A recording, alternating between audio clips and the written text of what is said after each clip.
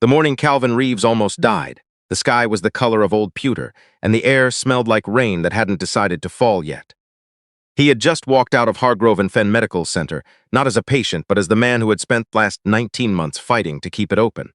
The merger had been hostile, the opposing counsel had been ruthless, and the federal judge had, 40 minutes ago, ruled in Calvin's favor on every single count. 19 months of 70-hour weeks, of cold coffee and colder conference rooms, of his daughter calling on Sunday evenings and him letting it go to voicemail, because there was always one more brief to review. And it was over. He had won. His driver, a quiet man named Roderick, who had worked for him for 11 years, had pulled the black town car around to the side entrance of the courthouse annex, where Calvin always exited after big hearings. Avoided the press, avoided the handshakes and the cameras, and the questions he was too tired to answer gracefully. Calvin liked that about Roderick. The man understood without being told what was needed. Calvin came down the stone steps with his briefcase in one hand and his phone in the other, already drafting the email to his senior partners. He did not look up. He did not notice the girl. She noticed him. She was sitting on the bottom step of the side entrance. A little girl, maybe 6 years old, with her hair in 2 uneven puffs and a pink sneaker on one foot and a sock with a hole in it on the other. She had the look of a child who had been waiting a long time, the kind of stillness that doesn't come naturally to children but arrives when they've learned that moving around too much draws attention they don't want. She was looking at him the way children sometimes look at strangers when they've decided, without being able to say why, that the stranger is important. Calvin almost walked past her. He was halfway to the car when she said very quietly, "Mister." He stopped. Not because the word was loud, it wasn't, but because of the way she said it. No shyness in it. No uncertainty. Just the plain, direct address of someone with something to say. He turned. She was already on her feet, coming down the last step. She had her hands clasped in front of her like she was about to recite something she'd been practicing. "Mister," she said again, "somebody was under your car." Calvin Reeves had not survived 32 years of high-stakes litigation by being a man who dismissed small, inconvenient pieces of information. He had built his entire career on the principle that the details other people ignored were almost always the ones that mattered. Still, he looked at this child, this small, serious-faced child with mismatched shoes, and felt the first instinct most adults feel in that moment, which was to smile and look around for whoever was responsible for her. "Where's your mom?" he asked. "She's inside," the girl said. "She told me to wait here, but somebody was under your car." She pointed at the town car. "That one, the black one." Calvin looked at the car. Roderick was standing by the driver's door, watching the exchange with the careful neutrality of a man who did not involve himself in his employer's business unless asked. "When?" Calvin said. "Before," she said. "When you were still inside. A man was lying down under there. I thought maybe he dropped something, but he didn't drop anything. He had a bag. He put the bag under there, and then he left." Calvin's phone was still in his hand. He did not yet know what he was going to do with that information. Some part of him was still running the calculation that adults run. She's a child. She was probably watching a movie on someone's phone and imagined it. She's bored. She's 6. The part that had learned over 3 decades to listen to things that felt wrong had already gone very still. "What did the man look like?" he asked. She thought about it for a moment. Not the way children think when they're making something up. Kind around for details sound believable, but the way they think they're trying to be accurate. "He was tall," she said. "Taller than you. He had on a gray jacket, the kind with the zipper all the way up. And he had boots. Brown ones, with the laces not tied right, like only one side was tied." She paused. "He had a tattoo on his hand. Right here." She touched the back of her own small hand between the thumb and the first finger. It looked like a bird. Calvin looked at his own hand, then at the car. "His phone," she added. "He was talking on his phone before he went under. He said," she scrunched her forehead. "He said, 'It's done. 20 minutes, maybe less.'" Calvin Reeves called the police. He did not feel embarrassed about it. He did not spend time weighing the probability of a 6-year-old's account against the possibility of looking foolish. He stepped away from the car, told Roderick to move away from the car, and dialed 911. He gave his name and location, and described what the girl had told him. And while he was still on the phone, 2 officers from the courthouse security detail came around the corner. The girl's name, he learned in the next few minutes, was Phoebe. Phoebe Larkin. She was 6.5. She mentioned the half with some emphasis. And she was waiting for her mother, who was inside the building with a social worker, dealing with paperwork that had been taking a very long time. Phoebe had been allowed to sit outside because she said she needed air. Her mother had checked on her twice through the glass door, One of the officers, a woman with short gray hair and the unhurried manner of someone who had been doing this a long time, crouched down to Phoebe's level. "Phoebe, my name is Officer Tate. I want to ask you a few things, okay? About the man you saw." Phoebe nodded. "You said he was tall, taller than this gentleman." She indicated Calvin. "Yes, ma'am. What color was his hair?" "Dark, short on the sides. A little longer on top." She demonstrated on her own head with her palm. "Did you see his face?" "Yes. He looked at me when he was getting up." "Just for a second. Can you describe his face?" Phoebe thought about this carefully. "He had a beard, not long, just here." She rubbed her chin, and he had a kind of, his eyebrows were close together, like he was thinking about something the whole time. "What about his age? Young? Old? Not old like a grandpa. Old like." She looked at Calvin. "Like him." "Maybe." Calvin was 58 years old, and he did not comment on this. "The bag," Officer Tate said. "What did it look like?" "Gray small. Like the bags my mom puts my lunch in, kind of. But harder, like a hard gray box." The bomb squad arrived 11 minutes later. Calvin watched from across the parking lot, behind a perimeter that had been established with the quiet efficiency of people who had run this kind of drill before and hoped never to run it outside of drills. Roderick stood beside him without speaking. Phoebe's mother, a small woman named Grace, had come out of the building to a scene she had not been prepared for. Stood a few feet away with her hand on her daughter's shoulder, alternating between looking at the car and looking at Phoebe with an expression Calvin recognized. It was the expression of a parent recalibrating everything they thought they knew about their child. The device was real. The lead technician said it clearly, without drama. Real device. Functional. Placed on the undercarriage toward the rear axle, on a timer. Calvin stood very still when he heard this. He was not a man given to visible displays of emotion. 32 years of courtrooms had trained that out of him. But he felt something move through him in that moment that he did not have a word for immediately. Later, driving home in a borrowed car, he would find the word. It was the specific and particular weight of understanding how close a thing had come. Not fear, exactly, not relief, exactly. Something that contained both and was bigger than either. He looked at Phoebe, who was standing next to her mother eating a granola bar that someone had produced from somewhere, watching the bomb technicians with the frank curiosity of a child who finds the world genuinely interesting. She caught him looking and gave him a small wave. He walked over. "Phoebe," he said. She looked up at him with the granola bar still in her hand. "What made you tell me?" he asked. "You could have told a security guard. You could have told someone inside." She considered the question with the same seriousness she had brought to all the others. "I didn't know where the security guards were," she said. "And you were going to the car." It was that simple. She had seen a problem. She had identified the person most immediately affected by the problem. She had told him. The logic was clean and complete and required no further explanation, at least not to her. "Did you think I would believe you?" Calvin asked. She looked at him steadily. "I didn't know," she said, "but I thought I should say it anyway." He nodded slowly. In the hours that followed, the investigation moved quickly. The description Phoebe had given, the gray zip-up jacket, the brown boots with the lace tied wrong on one side, the bird tattoo on the back of the hand, the phone call, the approximate time, was specific enough to work with. Security footage from 3 cameras around the courthouse complex did the rest. The man's name was Dale Sutherland. He was not a professional. He was a private contractor who had been hired through 2 layers of intermediary.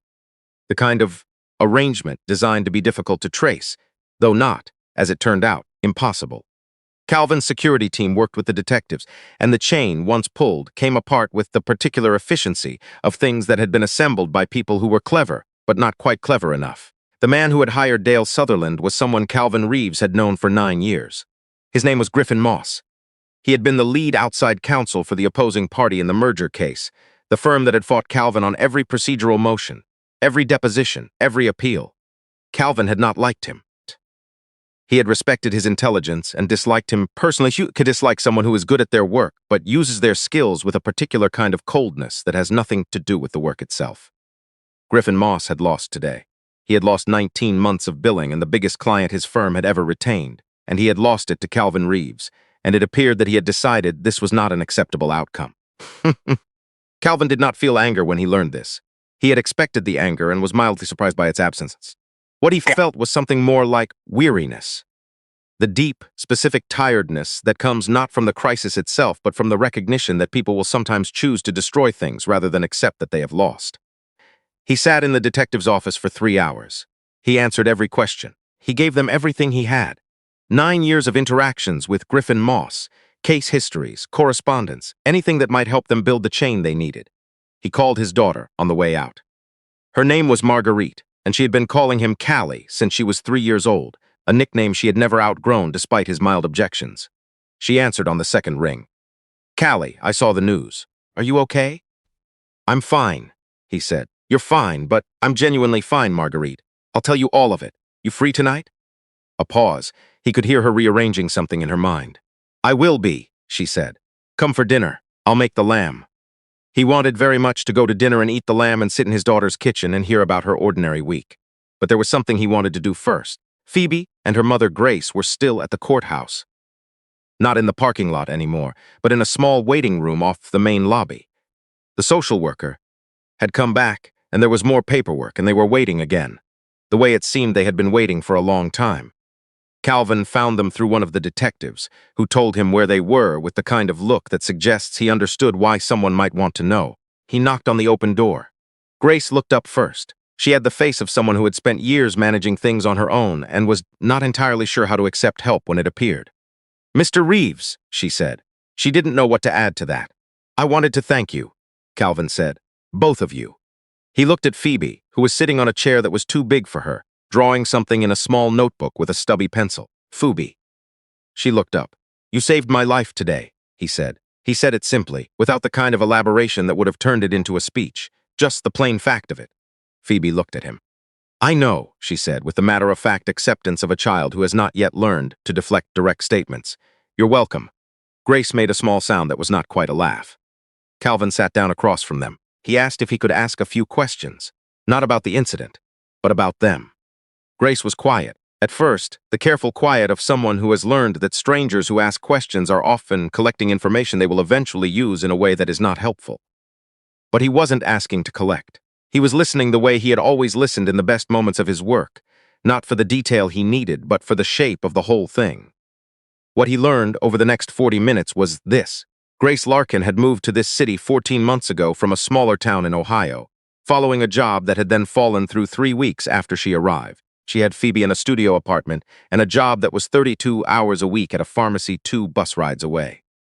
She was here today because she had been trying for 4 months to get Phoebe into a school program that required income documentation she was having trouble assembling because her previous employer had closed and their records were difficult to obtain.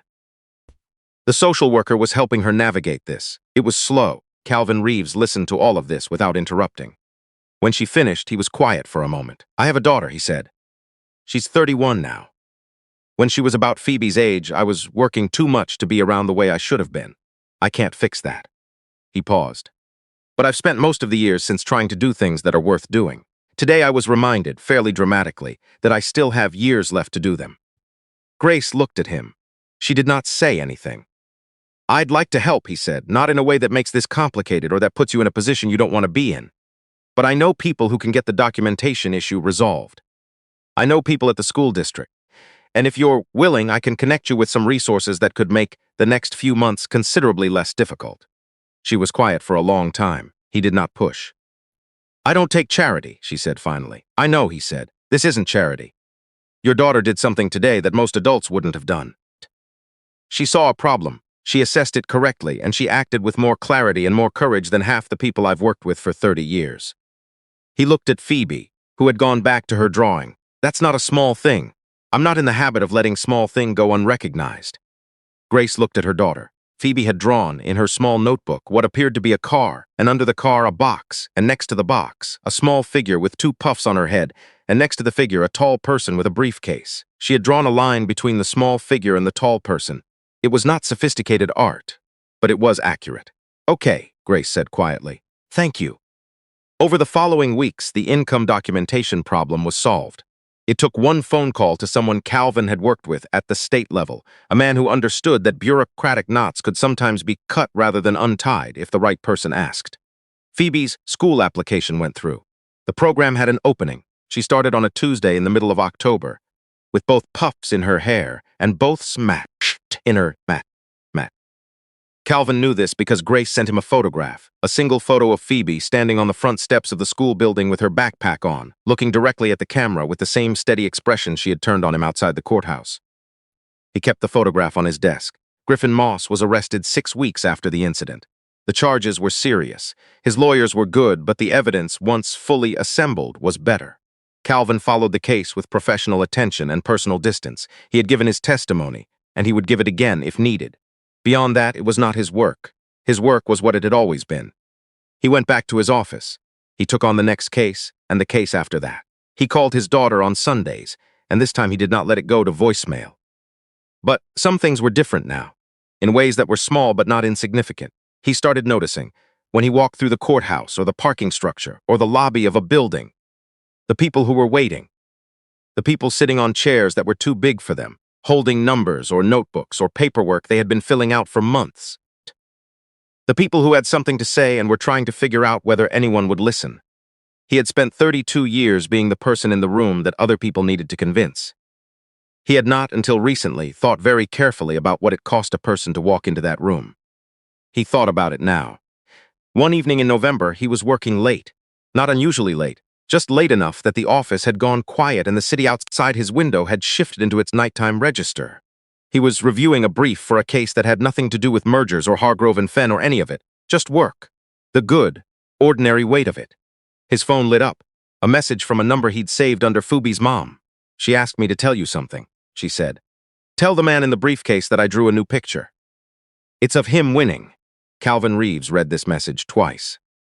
Then he set his phone down and looked at the window for a long moment, at the city lights scattered across the dark like something someone had thrown there and not bothered to pick up, and he thought about a 6-year-old girl who had not known whether anyone would believe her but had said it anyway. He thought about all the things that don't happen because someone decides not to say them. He picked up his phone, typed back, "Please tell her. I'm going to frame it." Then he went back to work, because there was still work to do, and he was, for the first time in a long time, genuinely glad to be the one doing it.